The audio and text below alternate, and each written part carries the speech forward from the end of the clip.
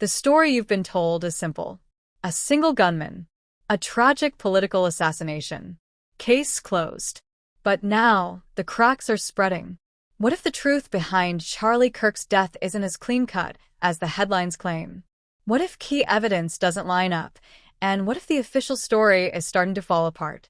Welcome to Crime Archive, where we dig into the cases that won't stop whispering because the truth refuses to stay buried. Stay with me. By the end of this video, you'll see why some are calling this one of the most controversial investigations in recent memory. According to prosecutors and the official accounts released in the aftermath, the story seemed, at first, neatly contained. 22-year-old Tyler Robinson is the man named in charging documents, and the mosaic that authorities painted was simple: a motive, a plan, a single shooter, and a trail of evidence that, taken together, pointed to guilt.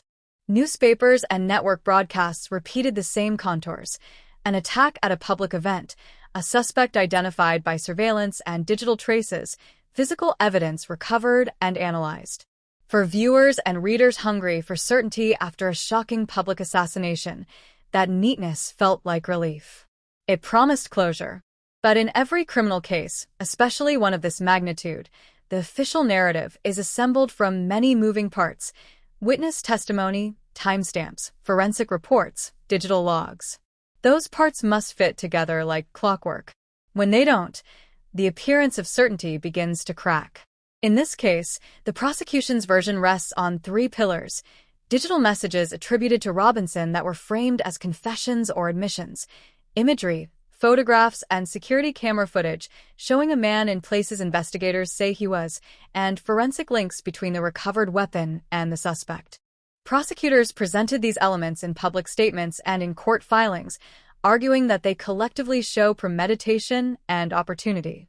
To many, the narrative's power came not only from the evidence itself, but from how it was packaged: soundbites, selectively released images, and official language that suggested inevitability. But narratives, no matter how persuasive, are vulnerable to deeper scrutiny. Colleagues, defense attorneys, and independent analysts began asking ordinary questions those soundbites left unanswered. Where's the original footage?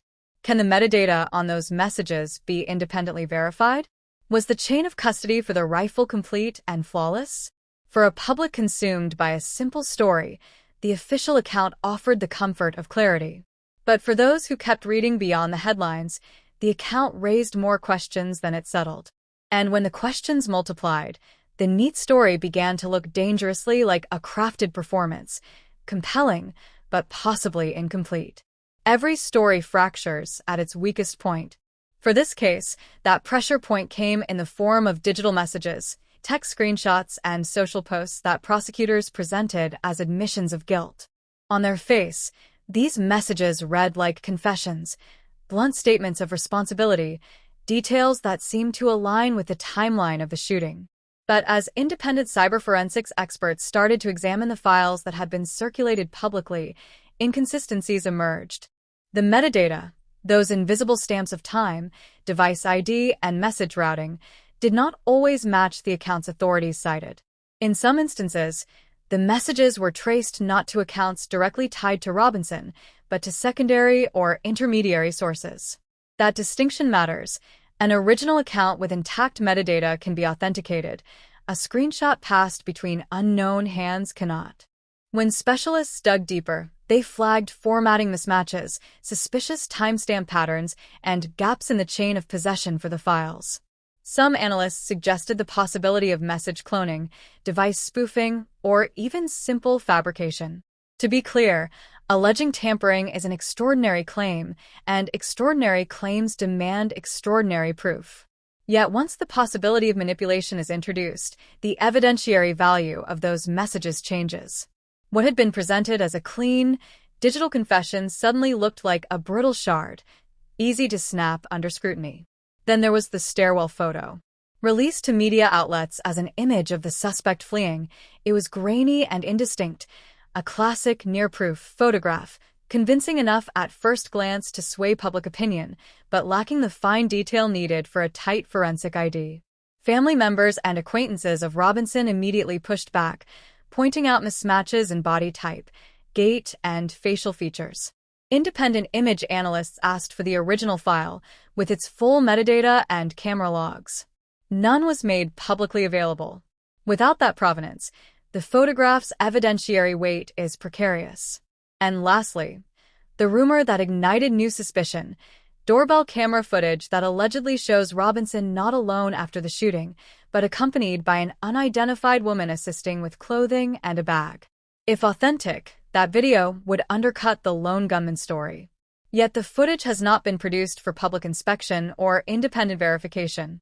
For a case that has gripped the nation, the absence of such potentially exculpatory, or at least complicating, evidence leaves a vacuum. In that silence, speculation breeds. And as the digital and photographic fragments fray, the prosecution's once steady pillars begin to wobble. Even the physical evidence isn't safe from scrutiny.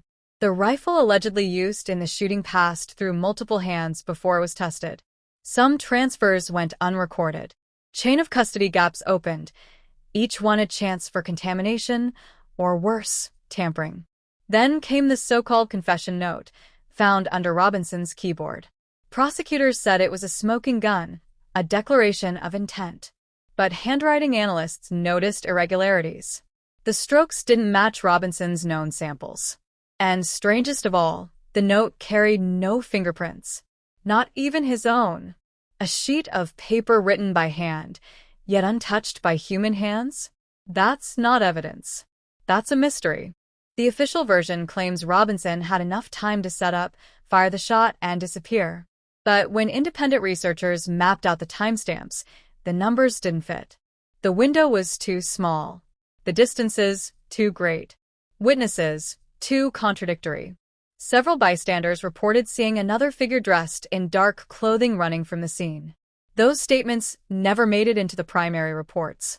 Ignored. Buried. Forgotten.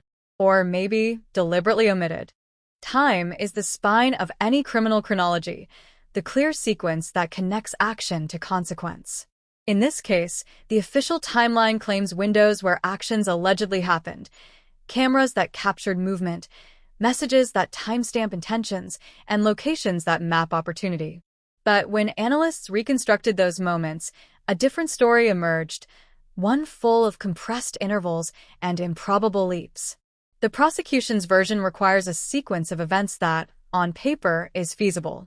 In practice, however, the distances involved, the movement of crowds, and the documented camera coverage create logistical challenges. Surveillance timestamps from different cameras on and around the university campus show minute discrepancies that, when stitched together, produce impossible travel times. A subject cannot be in two far-flung places within a matter of seconds without extraordinary explanation. Traffic and pedestrian flow at the time also complicate the claim that a suspect could have disappeared unseen. Then there are the eyewitness accounts, human data points that rarely align perfectly. Several witnesses reported seeing another person in dark clothing sprinting away from the scene. Others spoke of two individuals together near a stairwell shortly before the shot. Those observations, in some instances, were not incorporated into the primary narrative released by investigators. Whether such statements were discounted because they were inconsistent, unreliable, or contradictory remains unclear. But their exclusion matters. Eyewitness discrepancies are not proof of innocence, but when combined with digital and forensic questions, they broaden the circle of doubt. Phone geolocation pings and device logs add another layer. Some mobile data shows devices in places that don't match the alleged movements. Other logs are incomplete or redacted. When independent researchers attempted to triangulate positions, they found gaps, intervals with no data at all. Is that a sign of deliberate deletion, a technical failure, or simple human error? It's impossible to say definitively. But the practical effect is that the timeline, which should anchor the narrative, instead floats, untethered and disputable. Now we come to interpretation, the most dangerous and the most necessary part of any investigation. When pieces don't fit, you are left with options, none neat, all politically and legally fraught. One possibility is mundane but chilling: human error. Investigations happen under pressure. Clerical mistakes, misplaced files, or rushed forensic handling can produce a flawed record without malicious intent. Another possibility is more unsettling: manipulation or selective disclosure, where certain facts are highlighted while inconvenient evidence is minimized or withheld. If the digital messages were altered, if the photo lacks provenance, if footage exists but remains sealed, and if the physical evidence shows signs of questionable handling, the prosecution's case becomes precarious. That does not automatically absolve the accused, nor does it prove a conspiracy. What it does prove is that the certainty presented in early headlines may have been premature. In politically charged cases, a narrative that provides a clear villain is seductive. It calms public outrage, channels grief, and gives institutions the appearance of competency. But a premature narrative risks obscuring truth. Alternatively, if there was a coordinated effort to hide or sanitize evidence, the stakes are astronomical: a miscarriage of justice, corrupted public trust, and the potential for innocent people to be punished or the guilty to be shielded. In that scenario, the case is less a criminal investigation than a test of institutional transparency. The presence of political actors, sudden digital deletions, and unexplained redactions only intensify those concerns.